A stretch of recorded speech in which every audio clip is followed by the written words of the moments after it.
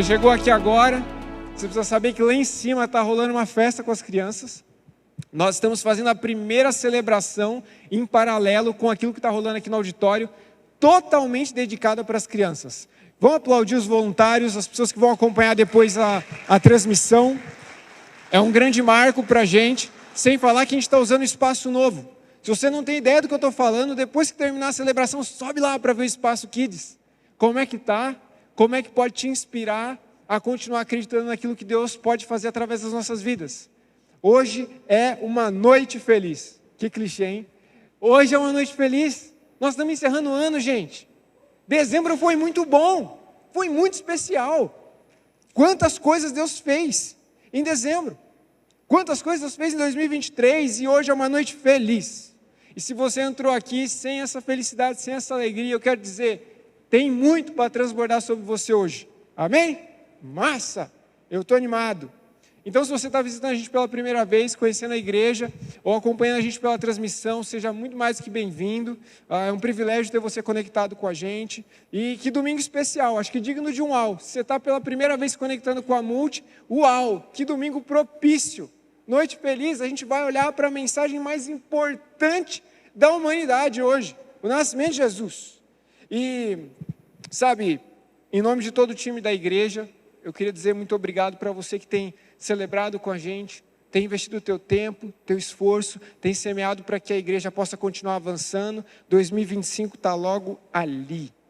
E eu tenho falado, toda celebração é especial em alguma perspectiva, de algum sentido, óbvio, porque Jesus está entre nós, Deus está agindo, mas as memórias estão sendo colecionadas. Quanto mais a igreja avança, mais memórias especiais e testemunhos vão surgindo. A gente tem muito motivo de gratidão, só que hoje tem motivo de gratidão em dobro.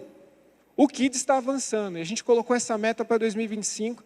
Saindo daqui, você tem esse desafio para orar por nós. 2025 é o ano de investir nas novas gerações. A gente tem muitos motivos para celebrar. E a gente reservou esse tema, um Natal para viver e compartilhar, para ser de fato a transição oficial para 2025. Um Natal para viver e compartilhar. Sem sombra de dúvidas, quando a gente pensa no nascimento de Jesus, não só do ponto de vista bíblico, mas do ponto de vista histórico, social, cultural, o nascimento de Jesus é o evento mais épico da história da humanidade. Sem sombra de dúvidas, o Natal, o nascimento de Jesus, é um evento que de fato marcou a história da humanidade, que dividiu a história e redirecionou muita coisa, antes de Cristo, depois de Cristo. Estão comigo? Estão acordados?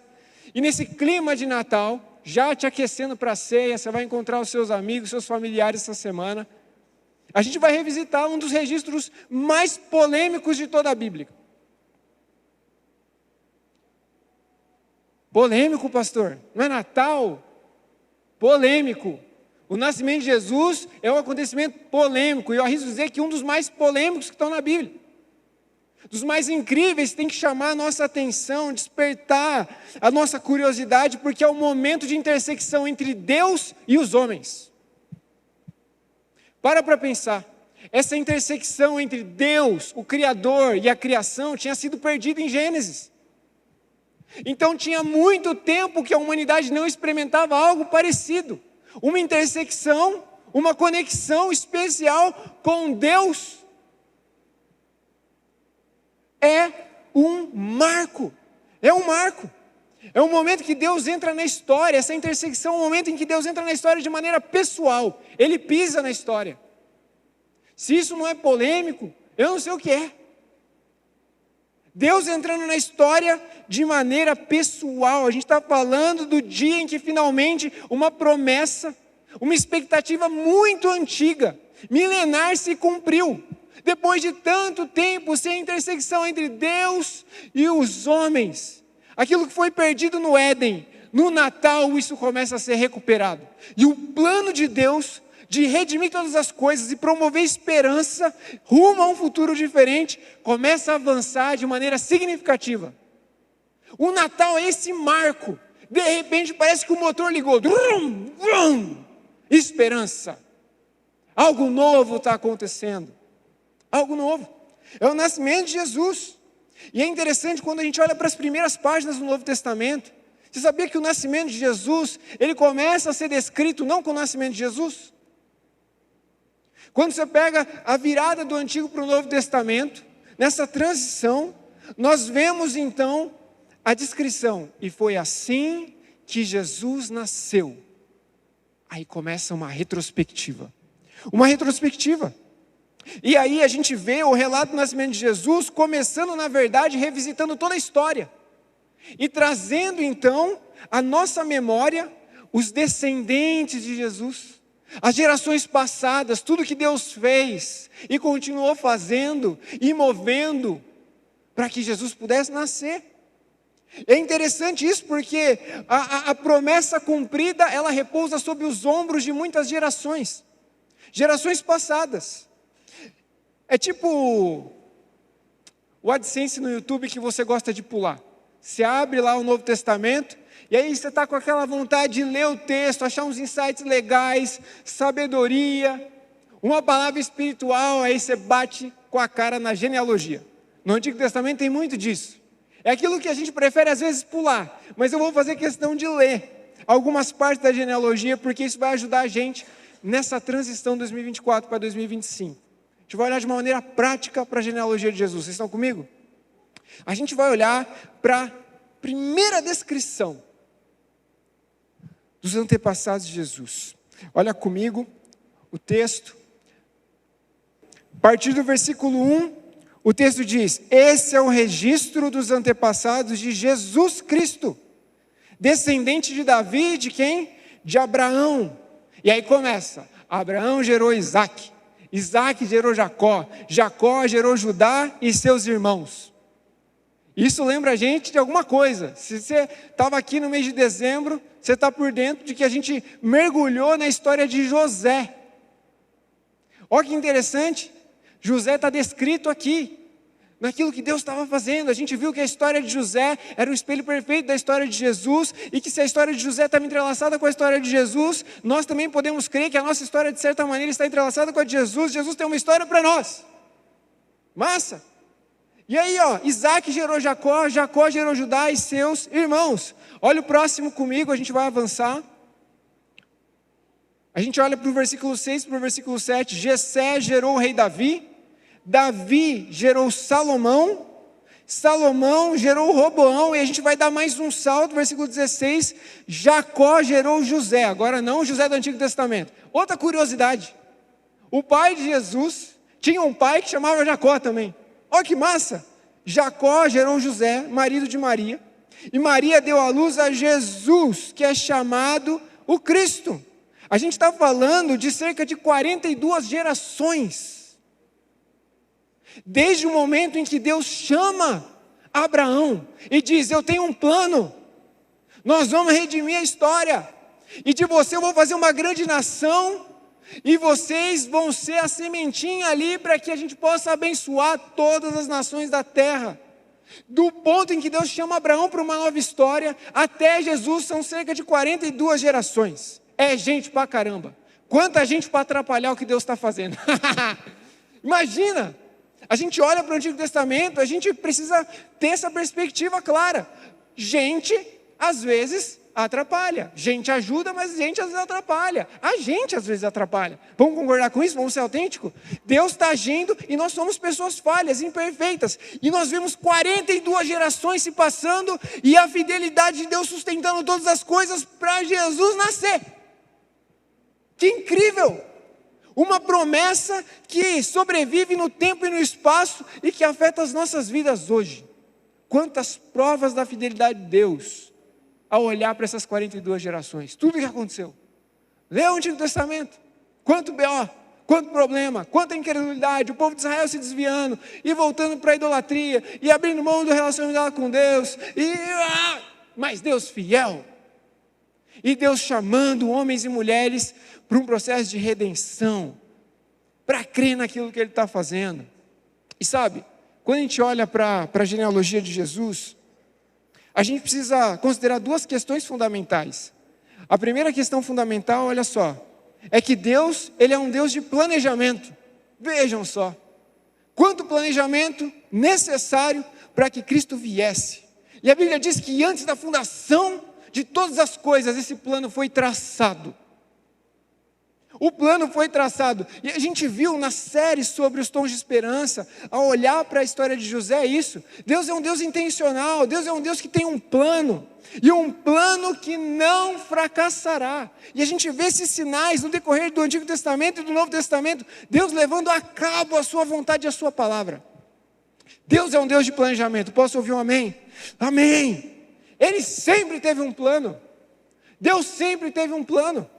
Deus não foi pego de surpresa, e o plano de Deus era garantir reconexão, restauração e uma nova história para a humanidade, e esse plano ficou de pé, as 42 gerações passaram, mas a palavra de Deus não passou, e Jesus nasceu.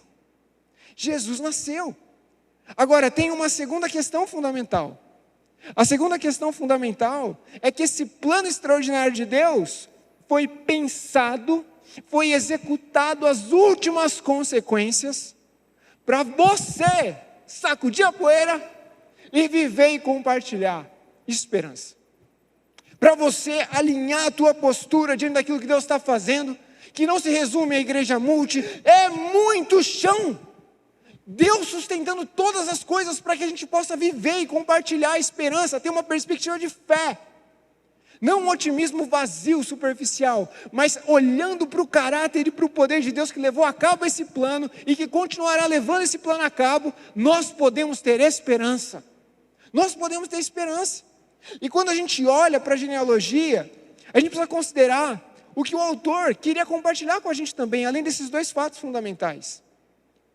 Provavelmente o autor queria que o povo, principalmente o povo de Israel, tivesse a oportunidade de enxergar que Jesus de fato era quem ele disse que era.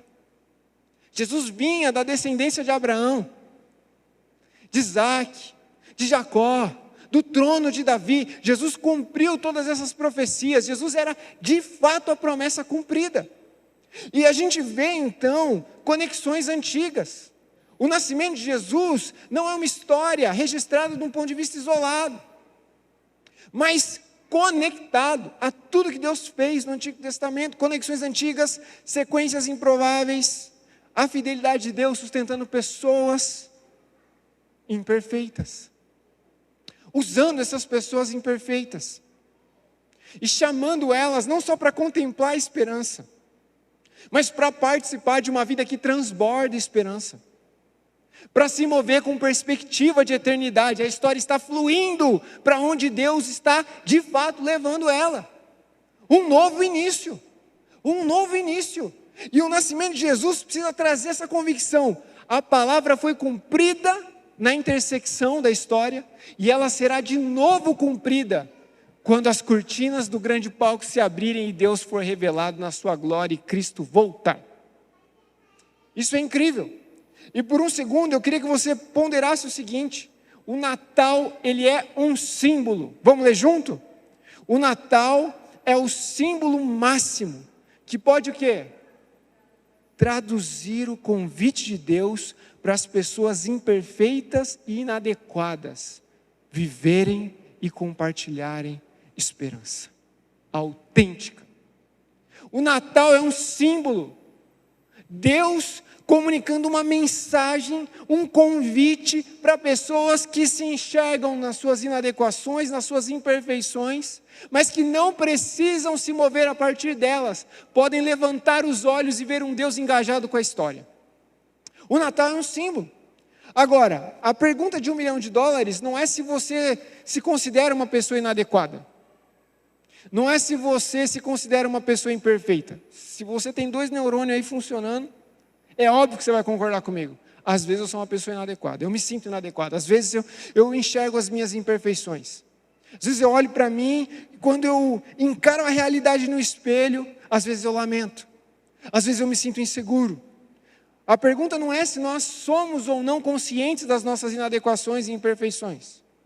Mas o que é que as inadequações e a convicção das suas imperfeições desperta no seu coração? Gera em você, à medida que você está vivendo. Quando você encara o teu semblante no espelho e olha para o passado, talvez para as pisadas na bola que você já deu. O que isso desperta em você? Quando você reconhece seus erros, quando você reconhece suas inadequações, o que acontece com você? Quando você é autêntico consigo mesmo. É interessante porque, geralmente, quando a gente se sente inadequado, insuficiente, quando a gente reconhece quem nós somos, onde estamos, como estamos, nós temos uma tendência de se esconder. Quem concorda comigo? Quando a gente enxerga as nossas vulnerabilidades, quando a gente encara a realidade como ela é, e a gente vê o nosso eu autêntico, existe uma grande chance da gente ser tentado a se esconder, ou a gente fugir. Eu estava lembrando de uma história essa semana. Eu fui levar a Laurinha com a Aline no aquário, lá em São Paulo. Então a gente reservou um feriado. Loucura, ir para o feriado em São Paulo. A gente foi para São Paulo no feriado, para o aquário. E adivinha, o aquário estava lotado de gente. E a gente levou a Laura, ela queria ver as tartarugas, e a gente falou, não, vamos até o final. A gente entrou, foi se espremendo no corredor. Quem já foi no aquário em São Paulo num dia lotado?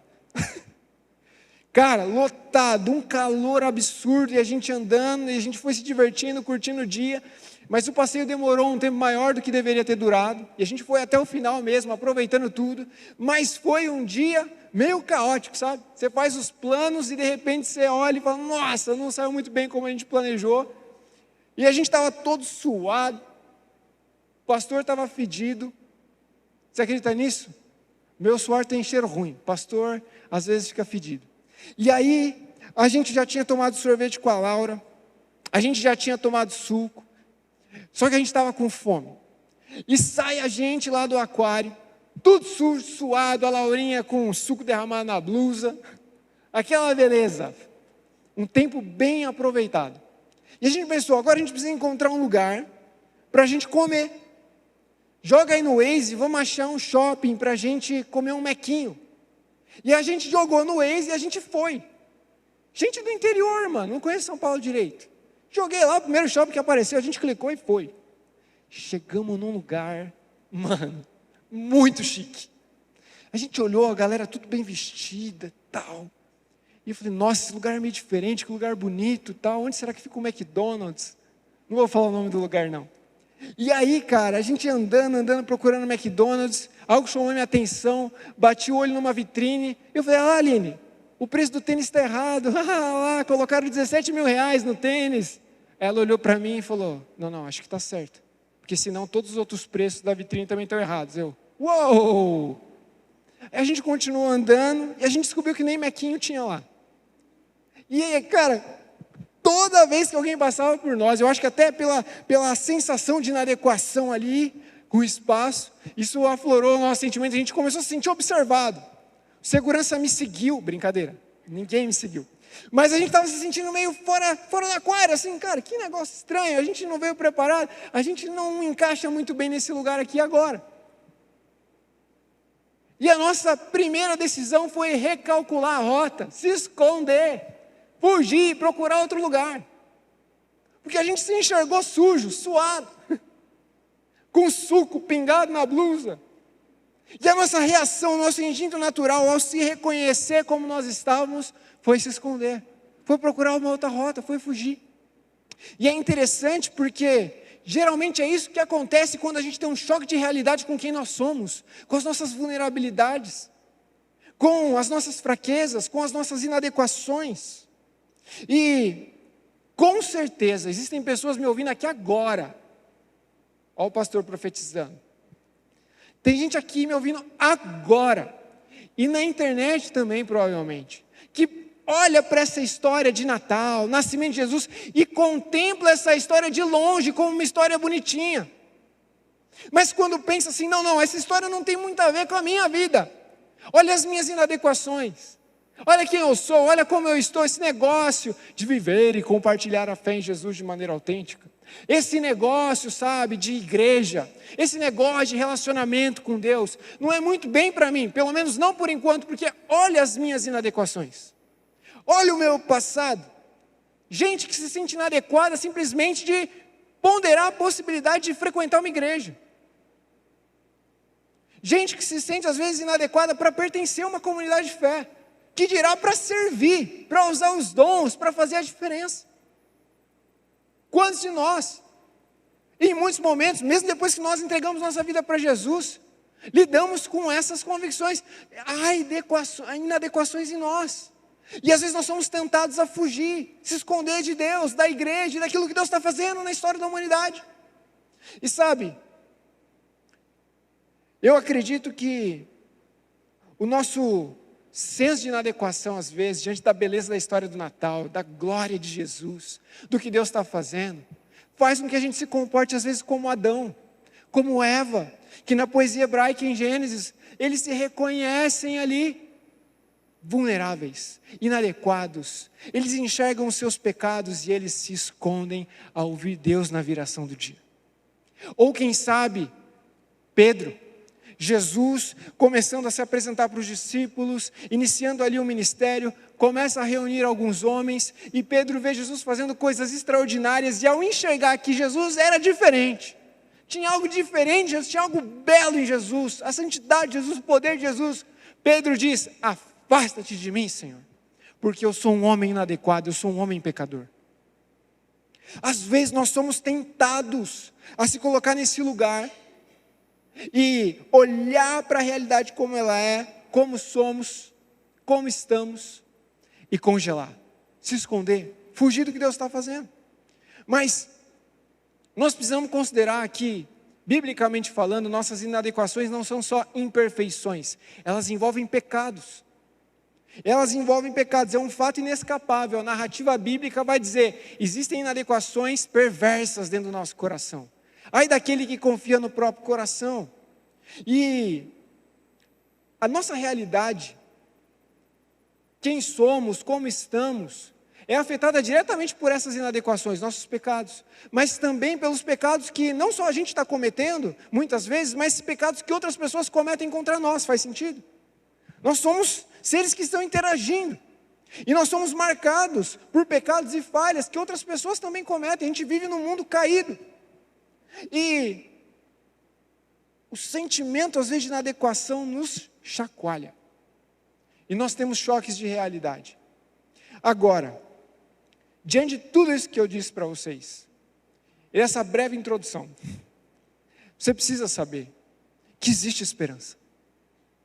Você precisa saber que, principalmente, aqueles que reconhecem as suas inadequações, os seus pecados, são aqueles que podem desfrutar de grande esperança. Se reconhecer inadequado, insuficiente, pecador, não é motivo para se esconder de Deus, é motivo para correr na direção de Deus e do que Ele está fazendo, do que Ele deseja fazer através da sua vida. E sem mais delongas, então a gente vai olhar para o registro do nascimento de Jesus. E eu queria que você acompanhasse comigo, nós vamos ler a partir do versículo 8, capítulo 2 de Lucas. Olha só, naquela noite, havia alguns pastores nos campos próximos. Eles estavam vigiando rebanhos de ovelhas. De repente, assustei alguém? De repente, um anjo do Senhor apareceu entre eles. O brilho da glória de Deus cercou essas pessoas, elas ficaram aterrorizadas. Mas o anjo lhes disse: não tenham medo, trago boas notícias. Você pode repetir comigo isso? Trago boas notícias que darão grande alegria a todo o povo. E o registro segue: hoje em Belém, na cidade de Davi, nasceu o Salvador, que é Cristo, o Senhor. Vocês o reconhecerão por esse sinal. Vocês vão encontrar esse bebê enrolado em faixas de pano, deitado numa manjedoura. De repente, juntou-se ao anjo uma grande multidão do exército celestial, louvando a Deus e dizendo: glória a Deus nos mais altos céus e paz na terra àqueles de quem Deus se agrada. Quando os anjos voltaram para o céu, os pastores disseram uns aos outros: vamos a Belém, para ver esse acontecimento de perto, o que o Senhor nos anunciou. E indo depressa ao povoado, encontraram Maria e José, e lá estava o pequeno Jesus, o bebê Jesus, deitado na manjedoura. Depois de o verem, os pastores contaram a todos que o anjo tinha dito a respeito da criança, e todos que ouviam a história dos pastores ficavam admirados. Os pastores voltaram, glorificando e louvando a Deus por tudo que tinham visto e ouvido. E tudo aconteceu como o anjo lhes havia anunciado. Quantas pessoas já tinham lido esse registro? Estão familiarizadas com o registro do nascimento de Jesus? O que a gente pode ler nas linhas desse registro, nas entrelinhas também desse registro, é que a forma de Deus cumprir essa promessa, a forma de Deus agir nessa noite especial de Natal, é uma forma que tem um potencial gigantesco de trazer esperança aos corações que têm convicção e consciência das suas inadequações. A forma como Deus age na noite de Natal é algo que pode de fato trazer a tua atenção para esse lugar não só de vulnerabilidade, mas de esperança. Esperança. Esperança. E sabe, esse negócio de se relacionar com Deus, de viver, compartilhar a esperança, de ter perspectiva acerca do futuro, da eternidade, é algo que não pode ser freado por nenhuma inadequação, por nenhuma convicção de imperfeição, por nenhum pecado. A gente cantou aqui no início da celebração, o véu foi rasgado. O véu foi rasgado e nada mais pode nos separar de desfrutar e de participar do que Deus está fazendo e deseja fazer, até que Cristo volte. E é interessante porque nós vemos isso nas linhas do registro e nas entrelinhas também. E isso traz para a gente uma boa notícia. Os anjos vêm trazer uma boa notícia. E essa boa notícia, somada com a forma como Deus revela essa boa notícia, precisa colocar a gente com a convicção de que o reino de Deus não é um clube. O reino de Deus não é um clube, porque geralmente um clube funciona a partir do princípio de exclusão, de exclusividade. Pense comigo, para você participar de um clube específico, você provavelmente vai ser medido de alguma maneira, por alguma métrica, seja posses, seja conquistas, talentos, capacidades. E às vezes, a religião se parece muito com o clube. E os inadequados parecem que ficam do lado de fora, olhando e falando, não, muito bonito, mas na prática não tem nada a ver comigo. E o nascimento de Jesus vai chacoalhar a gente, dizendo, não é assim. No reino de Deus não é assim. E a boa notícia do nascimento de Jesus precisa te colocar num lugar de cura, de pertencimento, de esperança e de propósito. Sabe, a gente olha para a boa notícia do Natal e a gente vê esse anúncio nos versículos 10 e no versículo 17. Acompanha comigo. O anjo lhes disse, não tenham medo. Eu trago o quê? Boas notícias, que darão alegria a algumas pessoas. É isso? Não! Que darão grande alegria a todo o povo. A todo o povo. A gente olha para o versículo 17, e a gente vê que os pastores, depois de terem contemplado Jesus, o pequeno Jesus, eles contaram a algumas pessoas. Não! Eles contaram para todo mundo. Eles saíram compartilhando esperança com todo mundo, pelos becos, pelas ruas. Amigos, familiares, foi para todo mundo. Foi para todo mundo. E a gente vê que a forma como Deus está agindo, o que Ele está anunciando e como Ele está anunciando, traz essa convicção para nós. O reino de Deus não é um clube. Se relacionar autenticamente com Deus é algo que está à nossa disposição aqui agora, independente das suas inadequações e imperfeições. Posso ouvir um amém? Amém.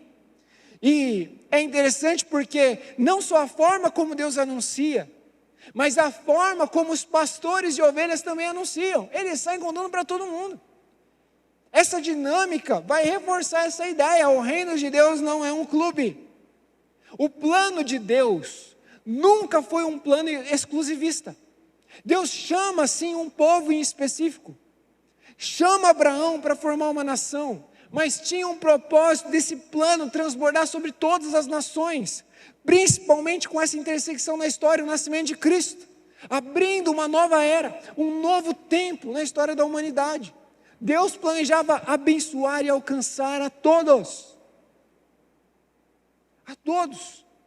E sabe, quando a gente olha para o momento em que Jesus nasceu, sem dificuldade nenhuma, você lê o Novo Testamento lá, algumas páginas do ministério, da vida de Jesus, você vai chegar a uma conclusão muito simples, de que a religião tinha se transformado num clube exclusivo. Se relacionar com Deus, ter uma perspectiva de esperança, se engajar naquilo que Deus está fazendo, ser ferramenta na mão de Deus, isso era uma perspectiva naquele tempo, para poucos. Era uma perspectiva distorcida, mas muitas pessoas acreditavam, não é para todo mundo esse negócio não, é só para uma elite ali religiosa, para os líderes religiosos. Quem tem inadequação está fora. E é como se Jesus chegasse nesse momento de cansaço total com a religião. Um cansaço, pedágios tinham sido colocados no caminho, obstruções, filtros, inúmeros filtros.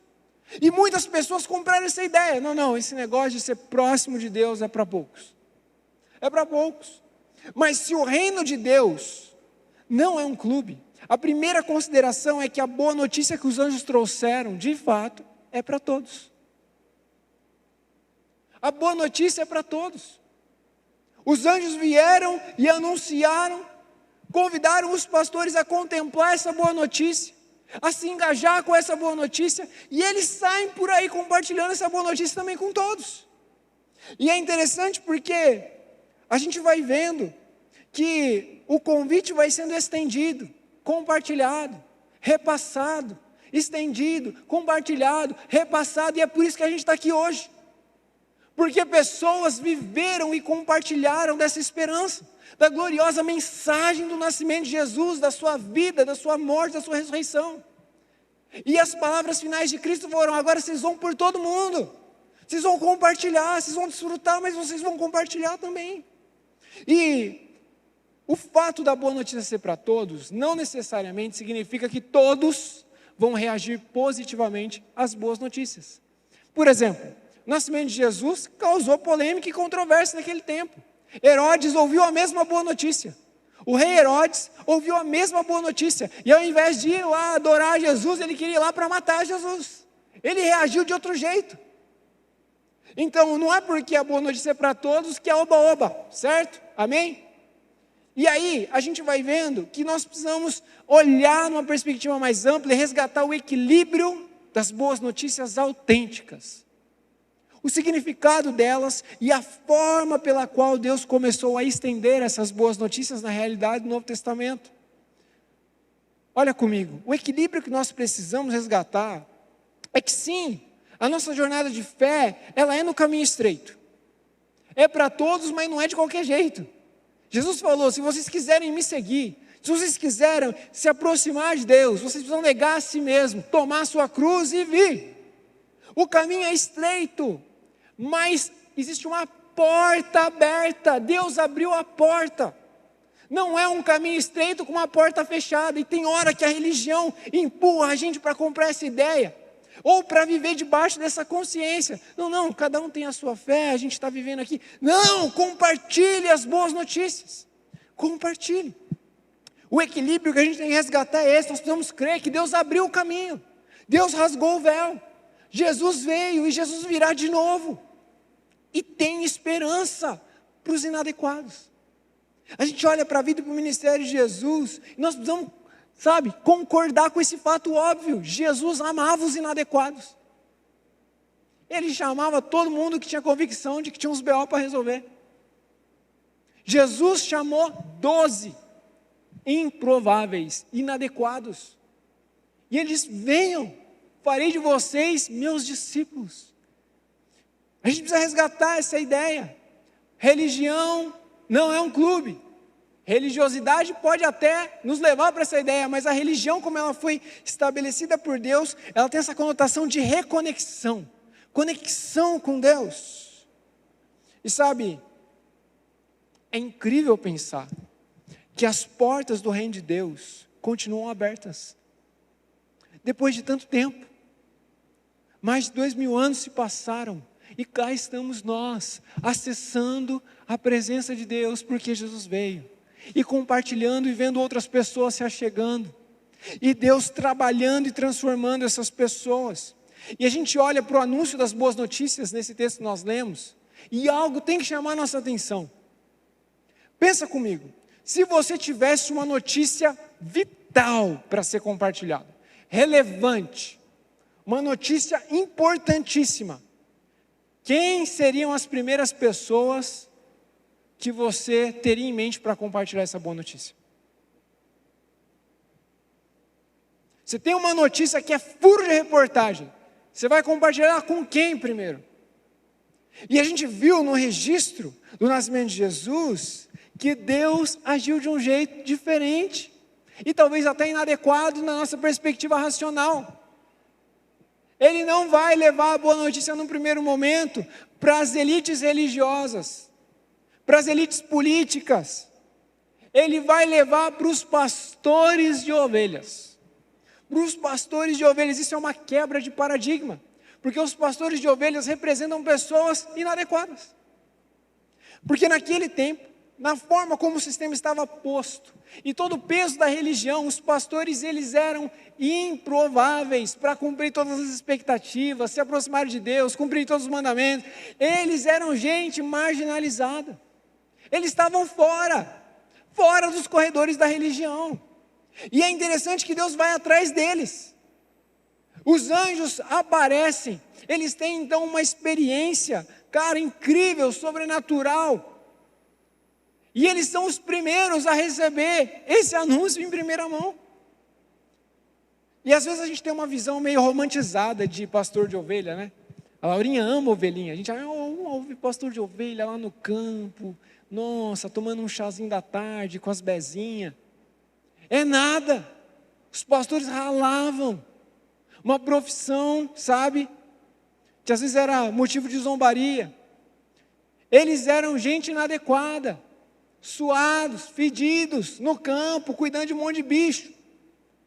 E Deus vai atrás desses pastores para quebrar um paradigma que naquele tempo tinha se estabelecido.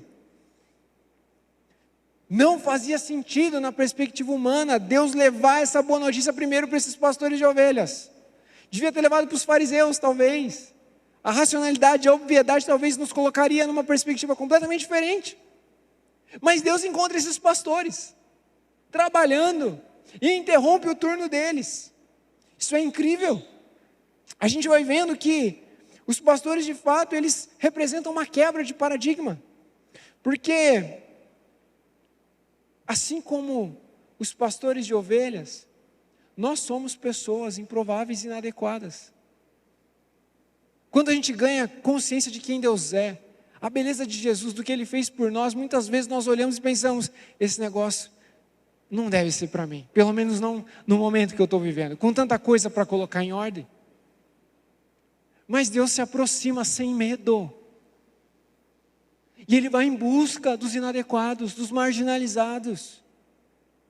Isso é encorajador demais, e foi uma experiência sobrenatural, gloriosa.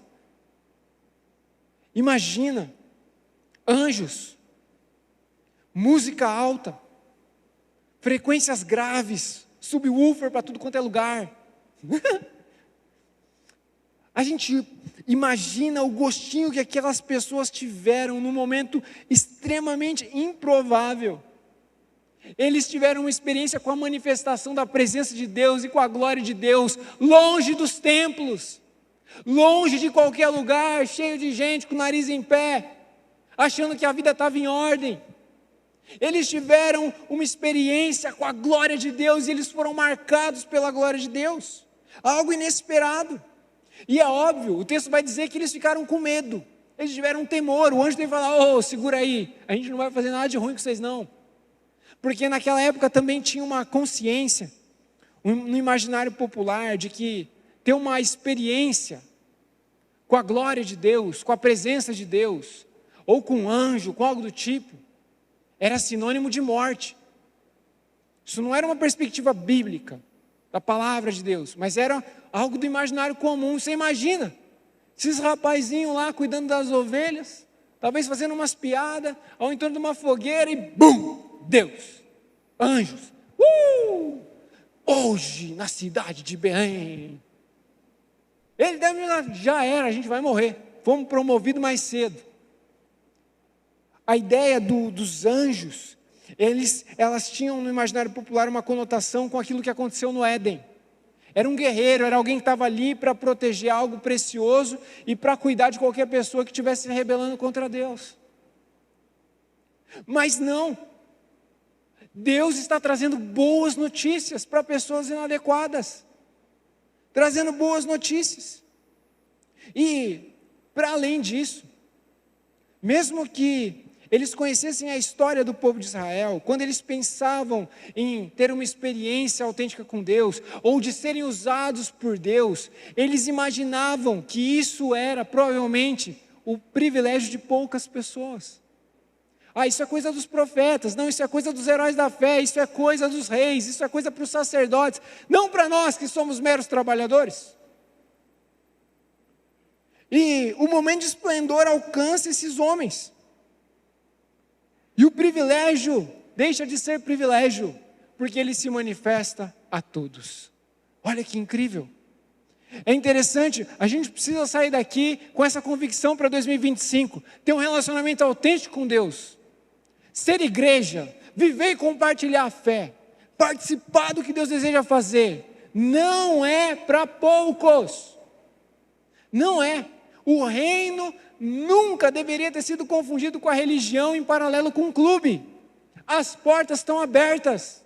As portas estão abertas para você se engajar com aquilo que Deus deseja fazer.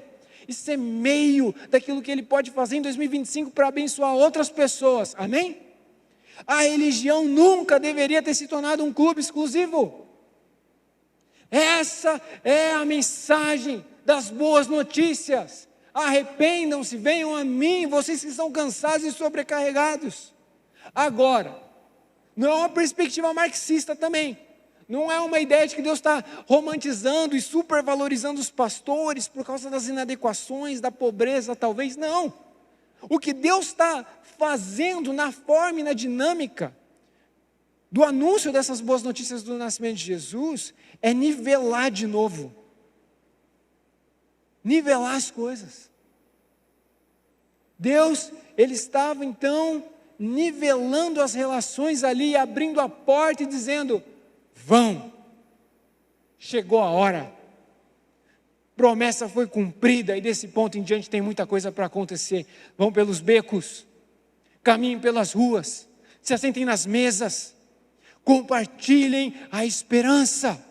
E nós precisamos olhar para tudo que nós temos à nossa disposição, não só no nascimento de Jesus, mas na sua morte, na sua crucificação, na sua ressurreição, tudo isso que a gente sabe, e a gente se enxergar como convidados dessa grande história, para desfrutarmos dessa esperança e sermos agentes que compartilham esperança. Sabe por quê? Deixa eu te ofender um pouquinho. Somos todos inadequados. Ó que bênção, caiu um peso no nosso ombro assim, somos todos inadequados. Deus estava nivelando todas as coisas, e o nascimento de Jesus e a forma como esse anúncio foi feito é muito simbólico.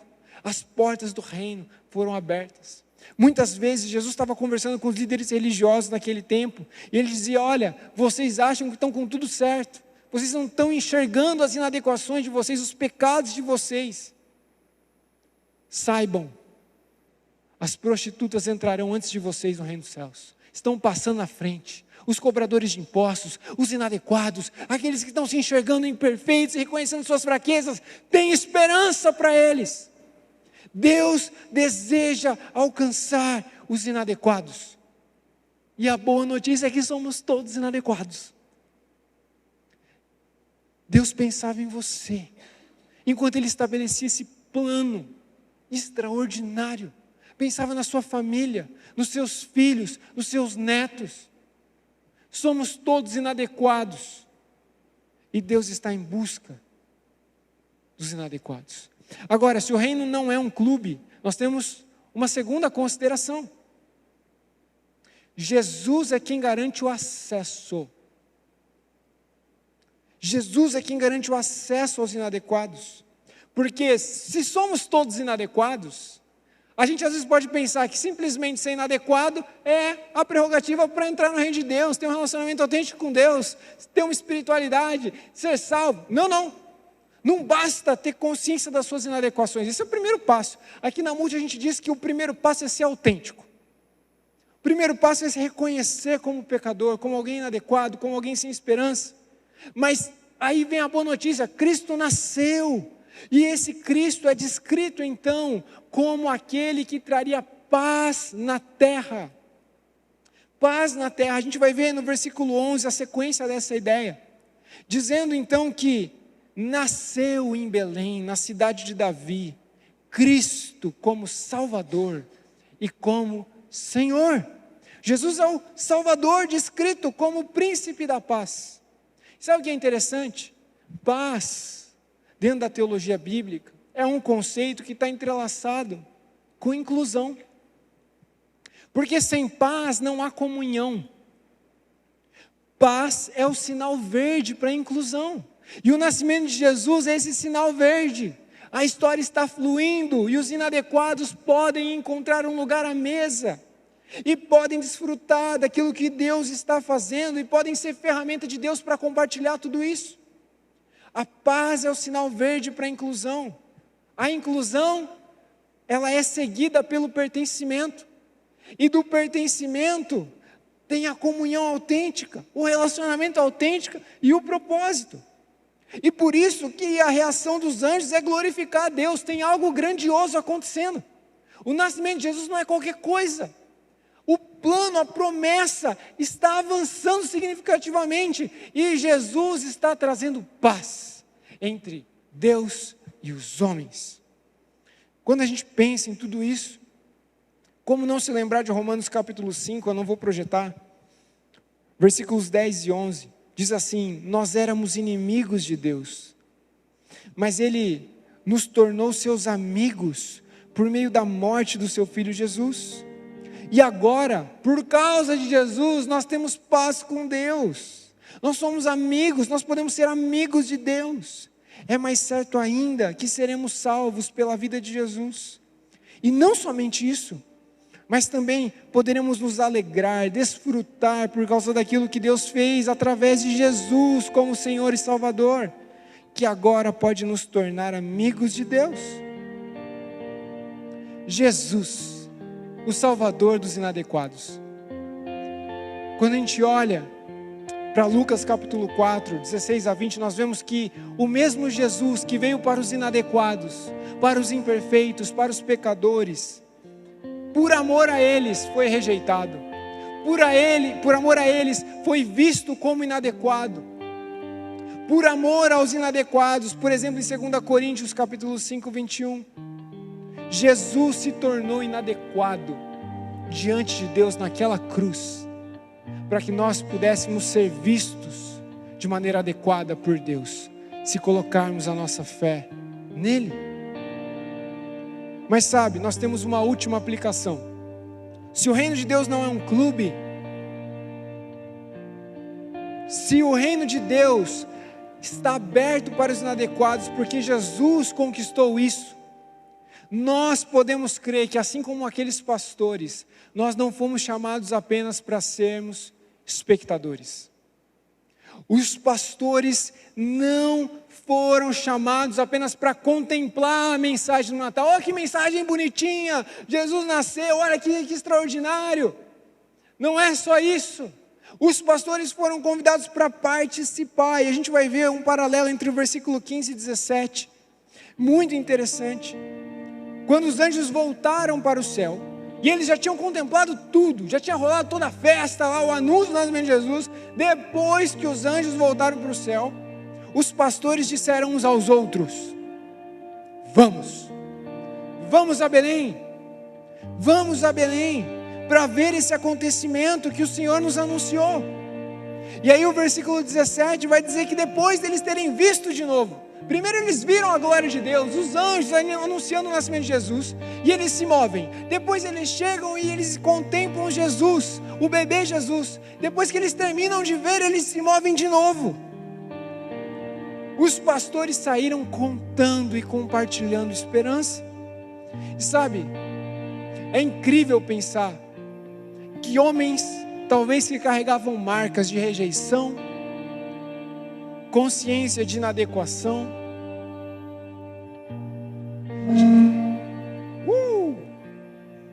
tiveram o privilégio de serem curados a ponto de vencerem suas inseguranças. Pastor de ovelha não era ninguém que saía por aí compartilhando verdades espirituais, não. Mas eles se movem a despeito de quem eles são, de como eles estão, sem diploma nenhum. Eles avançam e eles vão compartilhando esperança. E eu queria te desafiar a acreditar que pessoas bem resolvidas com Deus, que desfrutam de paz com Deus, experimentam também paz de Deus, se tornam cada vez mais pessoas bem resolvidas consigo mesmas. Gente que está bem resolvida com Deus, porque colocou a fé em Jesus, encontra paz nas suas inadequações, e não deixa que as inadequações sejam motivo para freá-las de participar do que Deus deseja fazer. Nós precisamos crer que Deus deseja que o nosso 2025 seja bem resolvido, e a gente se levantar e falar, vai ser melhor que 2024, sem uma perspectiva de prosperidade vazia. Não, assim como na série de José, ele foi bem sucedido dentro de casa, ele foi íntegro dentro de casa, ele viveu para a glória de Deus dentro de casa, depois ele foi íntegro e bem sucedido como escravo, viveu para a glória de Deus como escravo, depois ele foi íntegro e bem sucedido como prisioneiro, e depois como governador. E eu quero te chamar a experimentar uma boa resolução com Deus em 2025. Jesus está nos chamando. Jesus veio justamente para abrir as portas do reino, para que os inadequados venham e desfrutem de esperança, e se movam com intencionalidade, participando do que Deus deseja fazer. O plano de Deus não falhou, não falhará,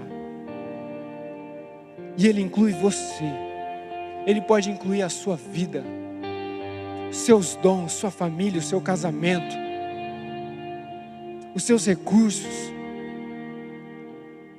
Sabe, se nós não fomos chamados para uma religiosidade vazia, para sermos só espectadores contemplando as boas notícias, a pergunta que fica é: por que é que Deus está nos chamando? O que Deus espera que a gente seja em 2025? E a resposta está no texto. É o que os pastores viraram. Imediatamente, eles tiveram um encontro com o menino Jesus, e eles foram transformados de inadequados em testemunhas eficientes. E Jesus, em Lucas capítulo 24, diz: eu estou reunindo pessoas para que elas sejam testemunhas de tudo aquilo que está acontecendo e acontecerá. Você foi chamado para ser testemunha de Deus. Olha que loucura! Não tem inadequação ou imperfeição que possa ofuscar a beleza daquilo que Deus pode fazer na sua vida e através da sua vida, através das nossas vidas. E eu quero orar para que você saia daqui inspirado, mas principalmente curado, decidido.